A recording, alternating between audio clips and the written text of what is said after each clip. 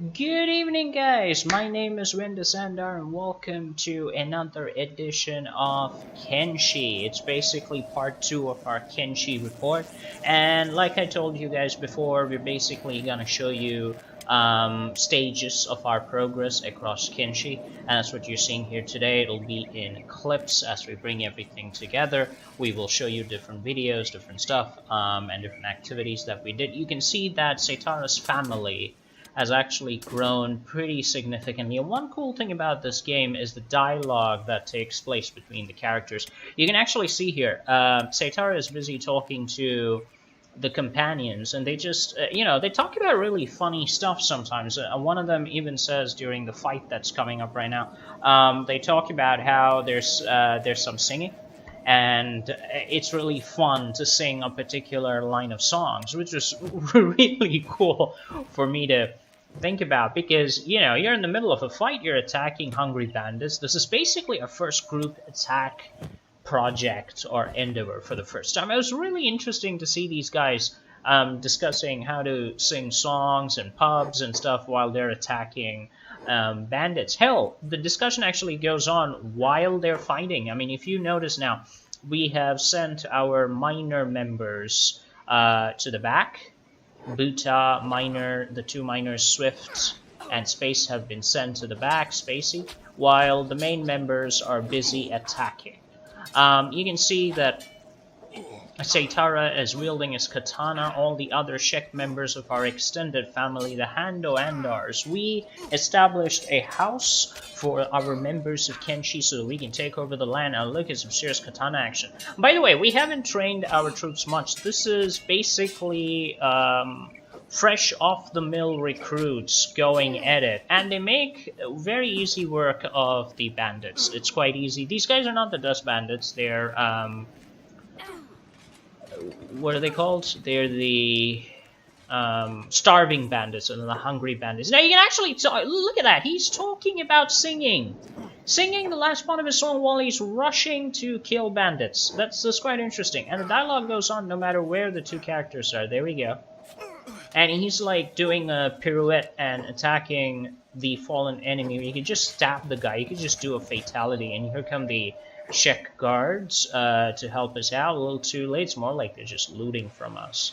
Either way, there you go. That's our first endeavor. This is where we attacked a bunch of people, and we managed to win. And that was like really awesome. It felt good as well, and it's important to do these things in stages. At this point, we basically start collecting the loot, but one of the concerns that you have to keep in mind is that the more members you add to your party come squads, you end up consuming more food. So this is something to keep in mind as you guys expand your Kenshi family. It's very easy to just spend a lot of caps from your mining endeavors, get about 20-30 different characters from the different villages, and then end up with a massive food shortage and everybody starving. I don't know exactly what happens when they reach 0 hunger, but I'm assuming at some point your characters are either going to die, rebel, and start killing your own people. I hope there's something like that. Oh, Kang! Kang is limping! Kang is limping! And there's a Shek guard going to loot the bodies that we dropped. They're called the 100 Guardians, but basically they're town guards at this point. So we have Doc Trep, who is the medical surgeon of the party. It's basically his job to specialize in various forms of medical treatment, be it sutures, surgeries, organ transplants, mortuary activities, organ harvesting, whatever it is that comes to mind. He's the guy who does it. Now, this is one of the things about post-fight patch-ups during the early part of the game when your troops don't have 50 and 60 stat numbers in their stat sheets for melee, defense, attack, etc. What happens is that you will get injured no matter what you do. You can attack the enemy as much as you want, you will get injured. And when you do get injured, you need a decent surgeon to patch everybody up quickly, or you're going to spend hours taking care of injuries that, it's just a pain. It is a pain. Now, they're the guards looting. Now, this is one thing, though. Close to the city gates, you gotta be careful, otherwise the city guards come and take all the prisoners to the police station so they can collect their paychecks. So you got to make sure that you loot everybody quickly. In this case, we were just really killing our first enemy party, and that was the whole point, which we completed rather successfully. At this point, we're just going around. I guess at this point I was looking for a decent mining node area to take care of, but that didn't really work out at the end of the day. But we were moving as a squad. That was kind of the whole point. Now Doc Trap is still busy fixing everybody up. It takes a little bit of time when you have one doctor attending to so many injured people. What is important to remember is at very high skill levels he'll be able to heal everybody pretty fast. So you can see these are the various stats of the people we have. So we have like 3 people: Inner, Minor Swift, Minor Spacey, and Hep. They are not fighters. They're very good miners though, because of all the labor we put them through, and because of the run state, where the running speed is matched to the slowest member in the party. Everybody kind of runs in formation. This is great if you have capable fighters in the party, but right now we don't have a lot of capable fighters. What we have is essentially good people. That's what we have. Good people banding together to achieve something good in their lives, but they're not exactly proficient. They're not great adventurers. They're most certainly not amazing warriors at this point of the game, and this point of the video. So here I'm scoping the land. I'm looking for various things, various points of ore, various ore nodes that I can start mining at. Now the only problem is people say, you know, this area around the Shek city of Squin is rich with mining nodes, but it's not exactly in close proximity to the city. And that's kind of what you're looking for if you're going to run back and forth. But in this particular section of the video, we haven't found one yet. We found ore nodes per se, whether it's iron or copper or whatever, but we didn't actually find viable nodes to mine over the long term. It's just really looking around, trying to prospect for stuff, and you can see that's not going all too well. It's just like there's very little in terms of what we can do safely, because again, we don't have buff warriors guarding us so we can just go to every node and take what we want. We gotta be very careful about the decisions that we make, and also we have a family to look after now. We can't just start throwing resources away. These are people with personality, with style, with a lot to offer in life, and we can't just throw that away on a whim. You can see all the loot that we have. Now see that food in his inventory? That food disappears very quickly. This is important to remember, and if you guys have maps and treasure maps, outpost maps, town maps, whatever it may be, do remember to open your inventory after you purchase them or find them and right click on it. Otherwise those locations don't show up on your map. Luckily in this iteration of Kenshi, it's pretty stable. We didn't have too many problems, very few, hardly any crashes, honestly. As long as you don't use the highest value of textures, super hues, there's even a game warning when you select that. Textures on high is pretty good. Graphics, again, my biggest gripe with this game is graphics seem a bit dated. I don't think it's so much the age of the graphics for me, it's also the presentation. I believe that with examples like Fallout and other games available, even Wasteland 2, they do a fantastic job of presenting a wasteland apocalypse, and for me in this game it seems a little bit half-baked, I could say, but half-baked is a pretty strong word. I would say that it's just not a polished presentation. For me, the world map, minus the mod that I have here for nice world map, the world map itself looks better than the actual worlds, and that's saying something about the presentation, as far as I know. The game is still a ton of fun, though. The mechanics, the Tamagotchi style setup where you have to care for your characters is certainly amazing. So we're actually near the town of Squin, and we're looking at all the different villages that we can go to our primary residence, which is the hub, and then you have the town of Squin down below, and you have the Hive village, which we found while going into the whale, which is supposed to be an acid rain filled place, but right now, as of this patch, the acid rain is not dangerous. The acid filled waters are. So that's something to take into consideration while you do this. Alright guys, so let's move on to the next video in the segment, which brings us the report. Here we are, and we started finding we managed to find an iron resource. Little did we know at this time that there was a copper resource nearby. So we started putting 3 miners on this resource. You guys can actually... hold on, let me just see if I can show you this. Yeah, you guys can actually see the iron quality here. We got 3x3 workers. Iron quality is 100 and efficiency is 120%. So we are mining over here, and we got everybody on guard because I'm a little nervous. I don't really want to be jumped right now. I'm not confident in my guys' skills. I'm not confident about sending my warriors out to deal with a huge mess. Not right now. They need to train a lot. So everybody's on sneak mode. Everybody's working really hard, and the House of Andar is busy setting up its foundations. You know, after this, we'll start spreading out into the world. We'll make a name for ourselves. We'll build a base, maybe. We'll be pretty strong. We'll have a lot of finances, and then we will start spreading the word of the Holy Andars, I guess. Something like that. Provided we are not killed by passing bulls and bandits.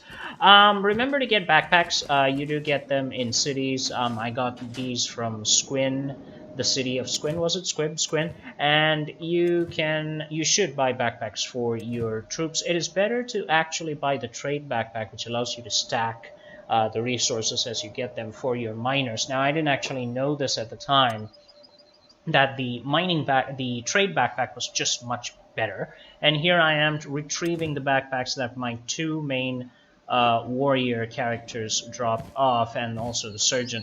Basically, you drop your backpacks during a fight so that you can fight without the 10-point combat penalty that large backpacks bring. If you guys don't want to do that, you can also buy small backpacks, but it just seems inefficient to waste money on small backpacks, even if they're warriors. You know, just get the big ones and drop them from your inventory after you pause the action before a fight starts. You're good to go.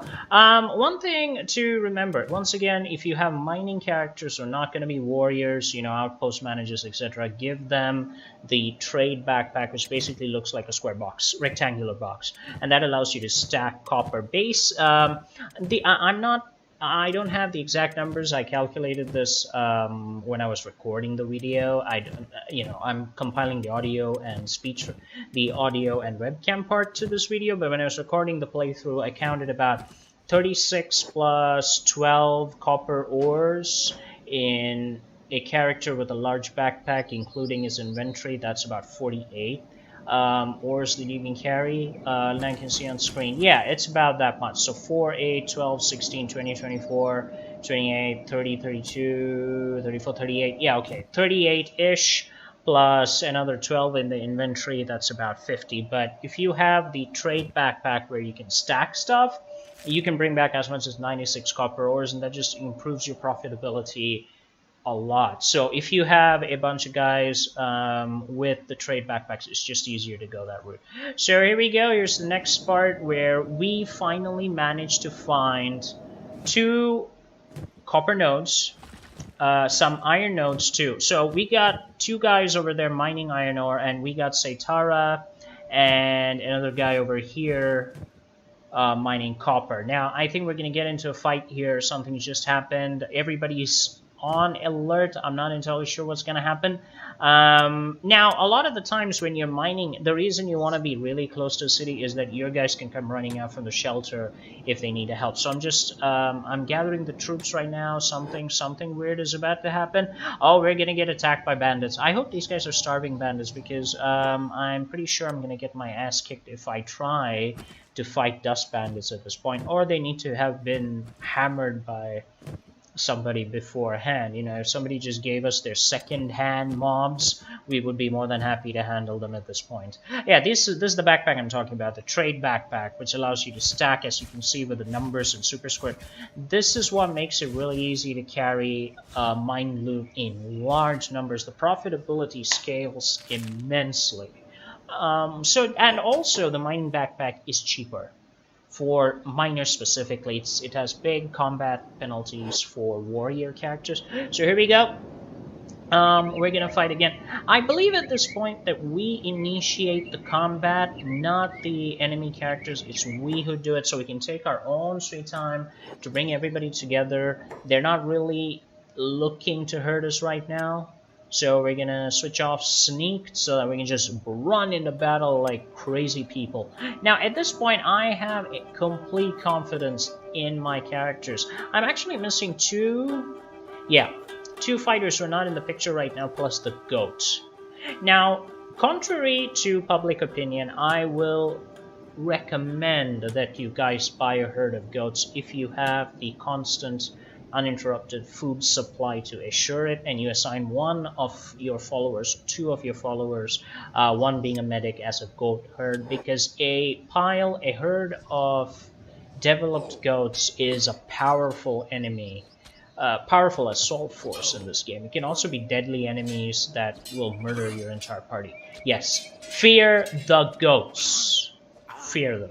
Now here we go. We're gonna make quick work of these guys. They're not gonna be too much of a problem. I do believe these guys are hurt dust bandits.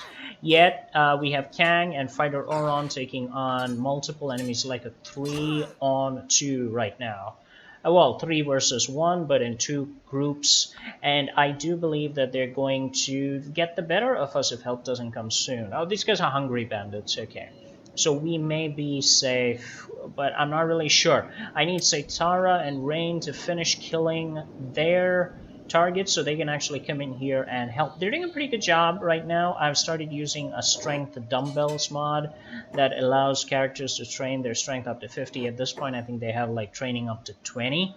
I think that allows them to swing their weapons slightly faster, but it doesn't affect anything else. Strength only proportionately affects martial arts damage. Dexterity affects sword damage. Whoa, Saitara is getting pummeled. But he's got the power to take. He's got the strength, the toughness to take up quite a bit of damage actually. So he should be okay. Kang and Rain the Giant should be finishing up their enemies, and they can actually come and help Fighter Oron. I do believe that we will be having man down soon enough. Oh, no. Fighter Oron very cleverly switches to block mode. Now, see, this is the big benefit of block stance. Your fighter gains like 20 points of melee defense, and that just means he can hold off and tank that enemy while you go crazy at the back, finish up the others, and then come to your character's defense. It's something to remember. I don't always remember it in my fights, but look at Oron just blocking everybody like super sexy. He's like, I'm gonna block you behind me, to my side, to my front. I'm gonna block it all. Now that the allies are here, we're gonna switch back to attack, and we're gonna take out these starving bandits who are actually pretty well equipped for what they're doing. I think we're gonna be fine here. There we go. Okay, they're in their last throws. It's over. There we go. Oh, 5-on-1. You guys are screwed. Yep, done. Now it's time to loot, pick up whatever we need to pick up out of this, and then get back to base. Yeah, so you gotta protect your mining expeditions. You can't just leave them, you know, out in the open. You can't just leave them in the cold. Although you can't do anything to make them warm, watching their backs is important to get your loot home. Even if you don't give a shit, if you're role-playing a slaver, you don't care about the slaves who are working for you. If you put slave shackles on them, just make sure you keep them alive to bring the loot home. Otherwise, bandits are going to just rip them apart. Now, when you guys are looting the NPCs, just make sure that you take what you want. If you have backpacks, you can make the stuff stack, take it to the store and sell it. Otherwise, you know, just take the swords, because you can decompose them into iron using a furnace. You can have them stored in a weapons chest, and you know, deal with the loot accordingly. From dust bandits and bandits, you're not going to get a lot of money. Most of the money, at least in the beginning, comes from harvesting copper ore. That's just more efficient overall. Now, you notice that we only have 58 cats. To the right of the screen, you can see we have only 58 cats on day 32. That's because we are constantly buying food, we are outfitting people, and we are also setting up a base in Squin. That did cost us a ton of money too, to buy that. It's about 7,000 or 8,000 cats for a broken down warehouse, which we refurbished. I think they call it a longhouse in this game, and we refurbished that longhouse into the Andar's headquarters. We'll take a look at that presently in one of these. In this video, it will be showing up. Now we have to continue mining, I guess. There's no need to go back, I guess, unless their backpacks are full. No, they're not. I don't think. I don't think they've reached that point yet. But do we have man down? No, we don't. Everybody's fine. Yahoo! We won this engagement. We're good. I'm not entirely sure. I'm not entirely sure what we want to do at this particular point. We're just checking all the inventory, cross-checking exactly where we need to go. Sorry about that, guys. If you heard the ringing, that was basically my phone. So, yeah, we're just confirming the loot. We're just collecting everything that we need to collect. And once we're done, we'll move on.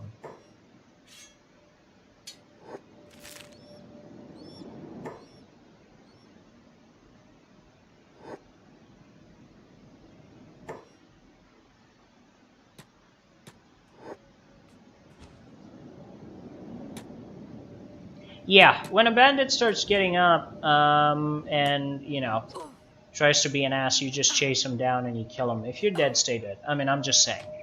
You know, that's my preference. If you're dead, stay dead. Just stay down there. Don't make me have to come and whack you with my sword. Or anything else for that matter. Just stay dead.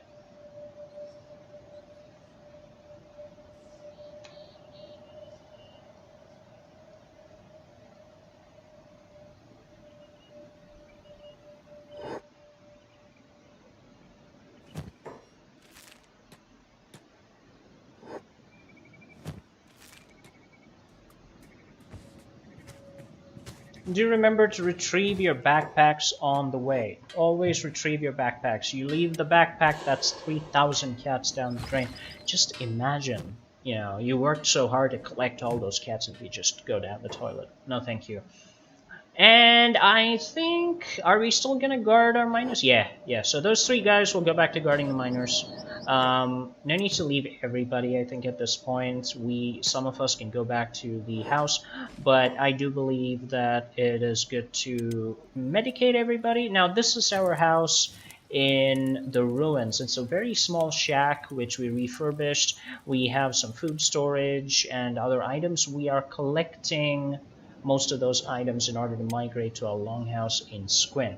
Now, as of this patch for Kenshi, I don't think there's any way to sell the houses that you have or sell the property back to the towns that you buy from. At least, not that I know about. But we need to decompose all of this. You can actually see the small boxes lying there on the floor. That's the building material. We're trying to move everything back to Squin. Now, at this point, everybody doesn't have a backpack, so that definitely is a problem. But that also means that stupidly trying to pick up building material is not going to work. We don't have inventory space. We do have the food, but not the inventory space. And this is where a stacking backpack, the trade backpack, really comes in handy. Because if you're not picking up too many weapons and armor, trade goods stack in a trade backpack is really easy to migrate them to different places.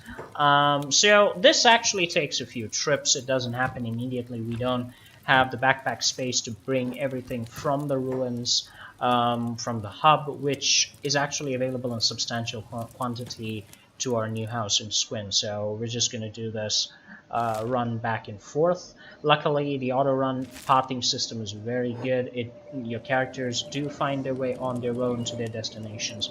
And luckily, the path between Squin and the hub is not populated by tons of evil creatures in this playthrough. So we're quite lucky about that. I don't like the fact that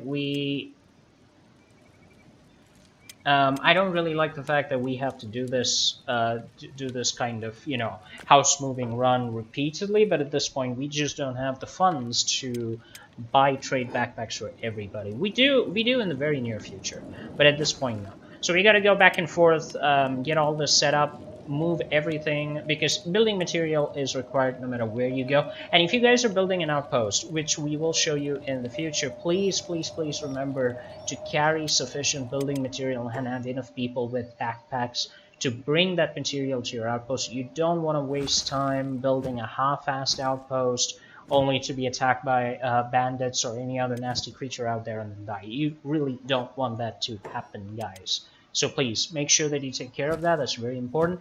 So here's back to the mining operation. Now, iron ingots, iron ore doesn't give you a lot of money. It's like 89 cats per sale, per unit of ore sold. What you really want is copper, but at this point we've discovered only one copper node, and that has slots for only one worker, but we very soon discovered copper nodes for more than one worker. We set up a decent operation. Okay, so here we are. We're going to end up in another fight very quickly. This time the warriors of the Hand o' Andar are ready.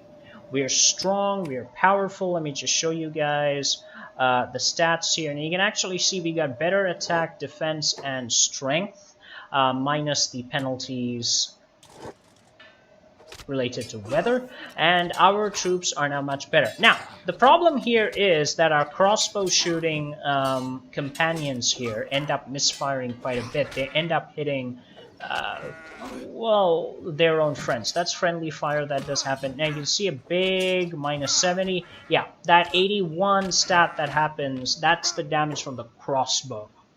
So if you are not very clear about line of sights, now I didn't think that line of sight really applies in this game. I thought, you know, that's not going to be so much of a problem, but in this game line of sight does apply for crossbows. If you're not careful, your guys will hit your own guys. So my faction members shoot me, I shoot my own faction members, and that's terrible when you lose somebody in a fight at the wrong time, and also just because of friendly fire. It's just a waste. So there's the goat, Buta. Now watch the goat. It's attacking, and it has a higher attack speed than the enemies in this game. So if you ever heard of goats, they can just mow through the enemy, just destroy the enemy. So there was an incident of friendly fire right there. Now, where is Doc Trep running? He's just... Where's he running off to? One of the things I like in this game is the option to highlight enemies. Like, you know, hitboxes popping up on the screen so that you know where your guys are running off to. But I think... I'm not sure where he's going. Oh, bone dogs. Bone dogs. Huh. I think these are slightly weaker bone dogs than the ones that we're used to. They're not fully adult bone dogs.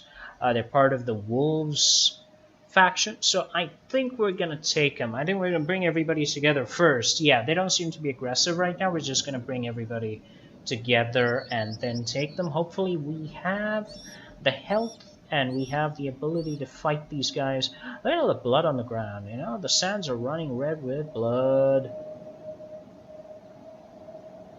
What I would like to do later on, though, to show you guys and also for the benefit of the House of Andar, is to have a line of followers specializing in crossbows and a line of followers specializing in melee. Maybe, you know, if you have a crossbow squad later on, that's something that I'd love to set up. If we can do that, we should be able to deal with most enemies in a Roman legion style. You know, so plumbata first, followed by light javelins, then followed by shield and spear. Whereas in Kenshi, we'll probably do crossbows, maybe a second round of crossbows, and then katanas. Maybe. But I'll have to handle the movement, though, because I really don't want friendly fire to affect the movement, affect the battle, and then destroy my own people with my own arrows. That would just be dumb. So you can see the two nodes of copper that we have found. No. It's still the iron node and copper node. Sorry, guys. So we're still there. We haven't found the two nodes yet. I think that happens much later on in our gameplay. So we're gonna go hit the bone dogs. We're just waiting on the entire squad to assemble.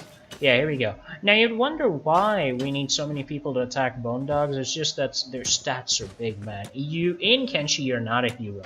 Everybody's just flat out base stats, and your stats are the lowest usually when you start out. Companions are really no better unless you get a couple of guys like the giant in our party. Ronnie the giant, he's He's pretty good stats. Now the dogs, oh, there you go. See how the dogs fight? They just rip off 28, 30 points from you. There's a hit for 44, 46. Ow! But we're strong. I think we're going to end up winning this one. So everybody's going to, oh, Buta's down. Oh, the goat's down. Anyway, we'll fix that. Fighter Oron is down as well. This is why we brought everybody. Can you imagine what would have happened if we brought 2 people? They would have defeated us in detail. And there we go. We defeated them. Now, one of the reasons we attacked the bone dogs is because animals are a great source of meat. Meat is food. And you can see my family expanding equals increased consumption of food. So I need to take care of that. I can't just leave that to random chance and just let it be. That just, it's not going to work, guys. We have to be aggressive in both the search for food and also in ensuring that we have good fights. Yay to the House of Andar. Okay, let's heal. And this is what I'm saying. Like, these bone dogs give us like 3 raw meats, leather, a bunch of animal teeth. Grown-up dog meat, I think they give us what? Grown-up bone dogs will give you like 4, I guess. But some of the forest animals in the whale, they give you 6 and 7 pieces of meat, including rotten meat. Which is a bit of a problem, but they do give you that. So that's important to remember, that meat is a cheap and easy source of nutrition. It's a pretty weak source of nutrition at that, considering it only gives you like 20 points. Yeah, something like that, like 20 points of nutrition per piece. That's nothing, but it's better than nothing, honestly. Yeah. It's a minor source of nutrition, but it's better than nothing. Keeps your family alive if you have enough quantities of it. Now, Doc Trep is busy fixing everybody, and we'll send Ronnie the Giant back to his security duty, protecting the miners. So this is basically how it is in Kenshi. You keep your guys up, you keep your guard up, you keep your guys frosty, and make sure that everybody protects everybody. It's a family business. That's what Kenshi is. It's a pure family business. And you got to make sure that family protects family, looks out for each other. Otherwise, you're going to end up dead either by Dust Bandit or by Bone Dog. Your call. So Kang's going to go back to his guard duty as well. We got our guys going hot. So there's the iron ore working. I think this is probably the last round where we mined iron ore. After this, we found another cache of copper just on the other side of the city gates, and then we had like 2 sources of copper to do. So here we are. Seitara is surveying what's happened on the battlefield. He's going to pick up Buta and take him back, or is he going to pick up Fighter Oron? Oh no, I think Fighter Oron is okay.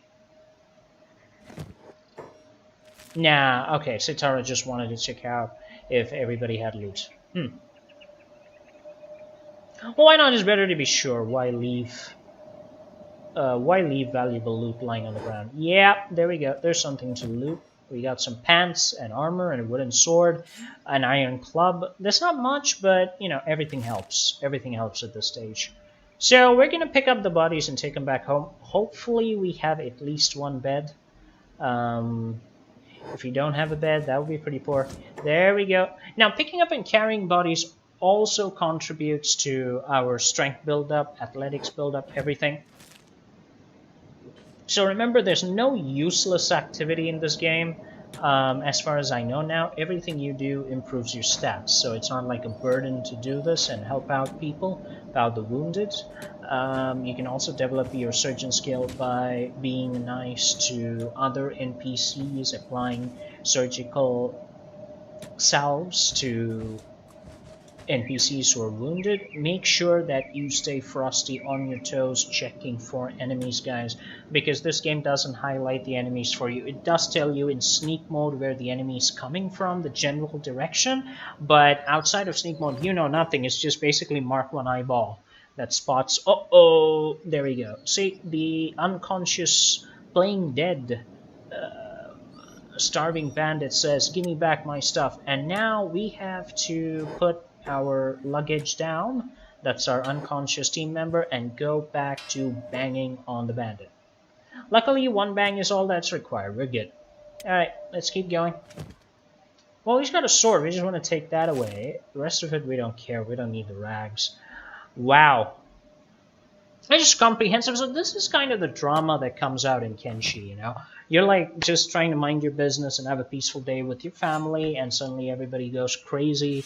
You gotta fight bandits, you gotta fight guard dogs. It's tense, and you gotta take care of each other. Move in groups, have friends, get ready to run, have people with high athletic skills. Don't venture out with somebody who's not well trained. That's very important. Otherwise, with poor athletic skills, you're going to be in a lot of trouble. One thing I would love is if the game allowed us to define certain waypoints, so that we can run our characters in a circuit and develop their athletic skills. Instead of that, what you have are jobs. So if you space out your machines in your camp as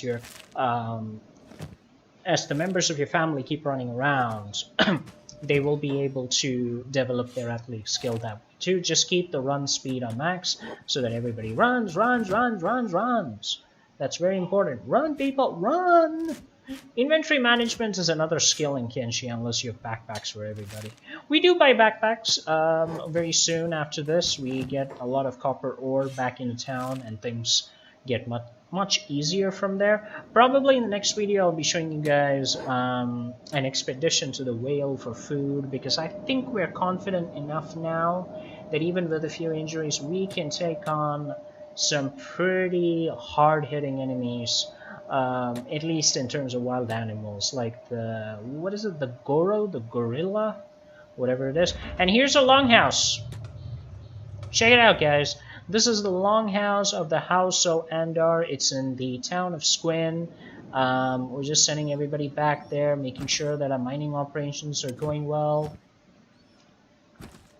Remember to collect the ore before it reaches 5 pieces so that people keep mining. You can also tell them that it's a job, but I prefer not to use the job system for this, because if you do, then they usually go back to the outpost to collect food if they run out, and at that point food is not in plenty. So that's pretty much how it is. You know, that's how it goes. Alright guys, thank you for joining us. This has been another edition of Kenshi. We're really happy to bring this to you, and we hope that the next time you will be able to join us for the third part of Kenshi, where we take an expedition to the whale, and hopefully that expedition will go well. We'll be able to share that with you, and hopefully the faction of the Hand of Andars will expand in the days to come, and I hope you guys are having a lot of fun playing Kenshi. I do hope that more fixes, more patches, more updates are released for this fantastic game. It certainly deserves it, and we hope you guys have a lot of fun playing it. Thank you for joining me. My name is Andar from Razorlight Entertainment. Please join us at our YouTube page, like our Facebook page, and also please subscribe to our Patreon page, which is patreon.com/RLEgames. We'll be bringing you exclusive videos for our Patreon subscribers in the days to come. It goes anywhere from $1 to whatever you want per month. You can subscribe for it. It helps us out and helps us bring you great videos. My name is Andar. Thank you for joining me, guys. God bless you all, and I will see you soon in the days ahead. Cheers.